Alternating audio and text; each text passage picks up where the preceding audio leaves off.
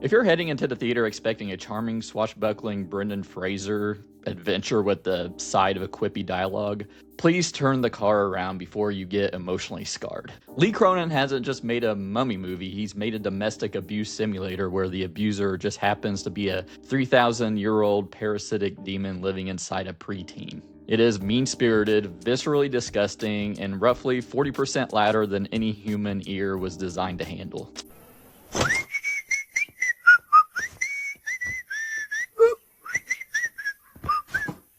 So when you hear The Mummy, you're thinking about the dead person alive wrapped in toilet paper, right? We got that from the Fraser Mummy movie from the 90s, which is an excellent swashbuckling adventure. We got it from the old Universal Monster movies. We got it from the Monster Squad, which was awesome. So this is less the Universal Monsters Mummy and more like oddly enough, a spiritual sequel to Evil Dead Rise. Which is funny because they offered him another Evil Dead movie and turned it down for this, which is basically an Evil Dead movie. The peasant has been found dead, drained of his blood with 2 teeth marks on his throat.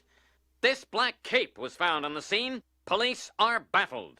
We think we're dealing with a supernatural being, most likely a mummy. I think Lee Cronin just has Raimi-cam movements in his filmmaking DNA. And he really does lean into the cruelty of the horror in this, similar to Evil Dead Rise. Now, I watched this in Dolby, and yeah, the sound design was a choice. Like, every bit of it is like this shaking, like trying to scare you sort of big sound. So what... There's a scene in here where they get the daughter, right? And then they're bringing her up on the stairs in her wheelchair, goes, thump, thump, thump, constantly. My group was laughing about that. Like, just carry her up there. Holy shit. The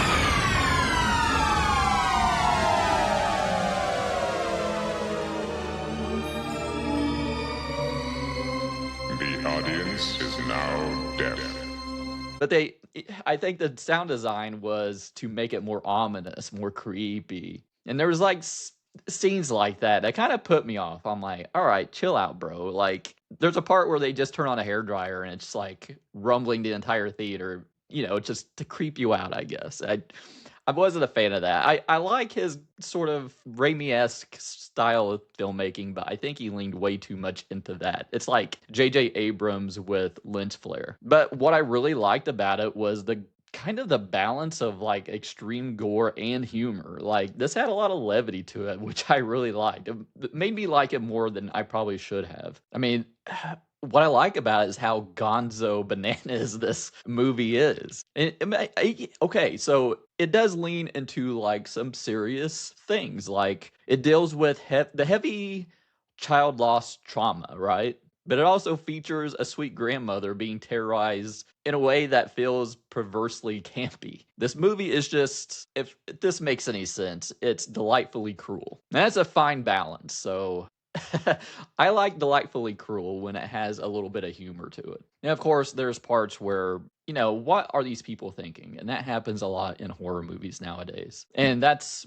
the point of the parents. Like, the parents are just so illogical. I think the dad has a little bit more sense about him when he suggests like moving her to a facility after she just headbutted her grandmother and just had like a spasm and just traumatizing the other 2 children. The father suggests putting her in a facility for now, but the mother refuses, like, oh, you don't think I can parent? And no, it's not that, but it's a little too much for everyone to handle. And you're keeping your kids in this insane, dangerous situation that, I don't know, it just really bugged me. The illogical characters in the story. It took me out a little bit. But if you don't know the premise, it's basically, it's a story that follows Charlie and Larissa Cannon, an expat couple living in Cairo whose lives are shattered when their eldest daughter, Katie, is snatched from their backyard. For 8 years, Katie is used as a living vessel for the Nasmaranian, a family destroyer entity, and kept in a state of mummified stasis beneath the sand. When a freak transport accident unearths her, Katie is returned to her family in New Mexico.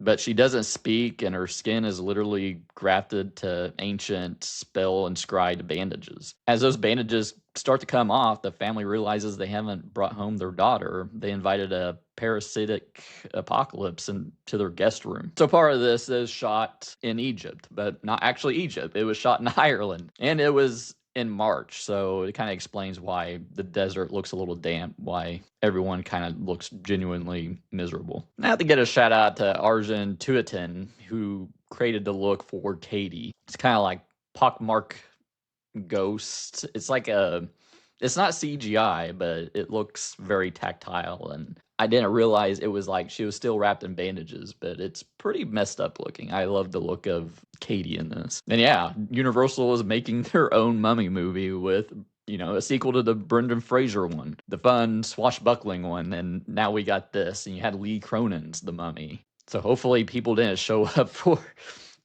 a sweet adventure one and got this instead, where a girl projectile vomits black sludge.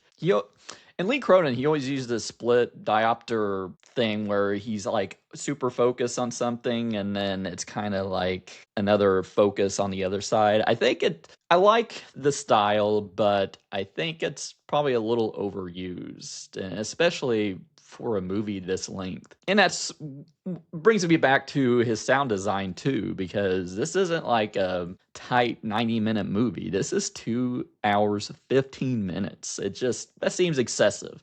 I think I would have been along more for the ride if it was shorter, but his style starts to wear a little thin when it's that long. I think the MVP performance is the kids and grandma. Natalie Grace is Katie. She's got this Linda Blair sort of energy to her. She does carry the horror with her mummified, possessed daughter. Exorcist meets Evil Dead.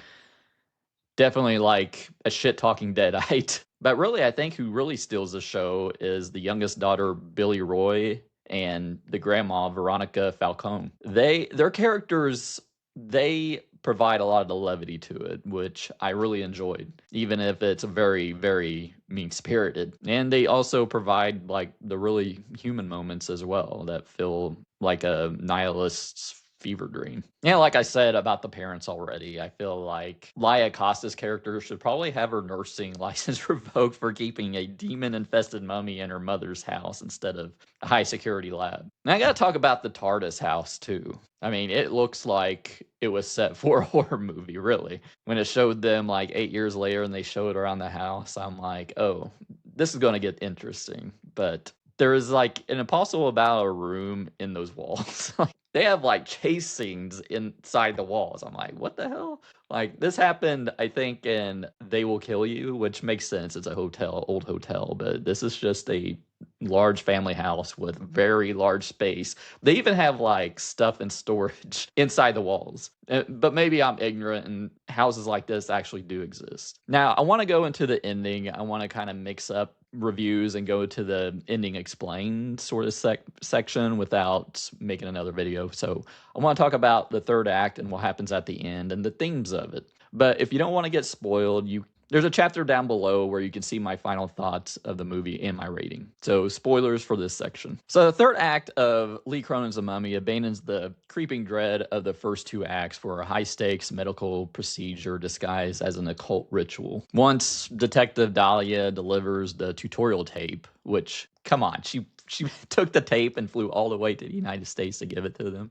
for the third act. I'm sure, okay. But the Cannons stop being parents and start being technicians. The climax revolves around the mouth-to-mouth transfer. The entity Nazmaranian is essentially a sentient black liquid, a biological virus with a god complex, I guess. By using the incantation from the VHS, the creepiest media format ever, the family successfully draws the spirit out of Katie and into Charlie. And Charlie's sacrifice is the ultimate father figure trope, but with a cynical twist. He doesn't die, he becomes the new prison. The scene where he taps I love you and Morse code for inside the basement coffin is the film's peak family in crisis. He's reduced to a piece of furniture, like a literal skeleton in a closet that the family has to maintain. While Katie is saved, Cronin makes it clear she's physically and mentally shredded. The rotting bandages may be gone, but the scarring remains. I mean, in a standard blockbuster, she'd be fine after a nap. Here, she's sort of a hollow shell, proving that you can remove the demon, but you can't remove the 8 years of hellish living. But it seems like she's playing a board game, so she's doing good. But the Cannon family didn't defeat the cult, they joined it. We returned to Cairo in the prison with the magician who trapped Katie. Larissa and Dahlia, they aren't acting out of justice, they are acting out of pure calculated malice by paralyzing the magician and forcing the entity back into her, as they will in Charlie. It seems like they officially taken up the mantle of the Guardians. They've adopted the same horrific methods they once reviled. So the Nazmaranian hasn't been stopped, it's just been put into its preferred cycle. The entity feeds on discord, and what creates more discord than a mother turning into a torturer? But was the ending earned? I mean, Cronin plays fair with the rules he established. The breadcrumbing of the transfer ritual via VHS tape is a solid setup. Like I said, the creepiest media format. But it's hard to find a VHS player now, so I don't know how useful that is. But, I mean, the process kind of feels like a bit like press X to exercise video game mechanic. But, I mean, studio horror movies would end up with the demon being cast back into the void or whatever. By having the heroes commit a literal war crime in a prison cell to save their own skin, Cronin moves the film into the feel-bad movie of the year category. I mean, it's not lazy writing. It's a grim commentary on the lengths people will go for a normal life. The Canaans get their happy ending, but they become monsters to buy it. It's a cynical, structurally sound, and deeply unpleasant conclusion, so I kind of dug it. But who is a mummy for? I mean, if you thought Evil Dead Rise was a bit too safe, and you've always felt that the Exorcist sequels lacked enough Egyptian lore and projectile black liquid, this is your Christmas. It is a movie for gorehounds and the vibe enthusiasts who don't mind a script that occasionally trips over its own feet in favor of a cool camera move. But Lee Cronin is a stylist first and a storyteller second.